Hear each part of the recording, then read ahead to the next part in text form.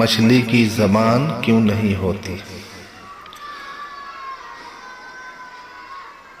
مولانا عبدالحی لکھنوی رحمۃ اللہ علیہ اپنی کتاب نفع المفتی وسائل میں تحریر فرماتے ہیں، جب اللہ تعالیٰ نے حضرت آدم علیہ السلام کو پیدا کیا اور فرشتوں کو حکم دیا کہ سجدہ کرو تو بجز ابلیس تمام فرشتوں نے سجدہ کیا، اس لیے اللہ تعالیٰ نے ابلیس کو جنت سے نکال دیا اور زمین پر پھینک دیا۔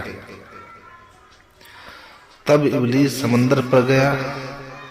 اس وقت سب سے پہلے مچھلی نے ابلیس سے ملاقات کی اور ابلیس نے مچھلی کو حضرت آدم علیہ السلام کے پیدا ہونے کی خبر دی اور یہ کہا کہ آدم خشکی اور تری کے حیوانات کا شکار کرے گا۔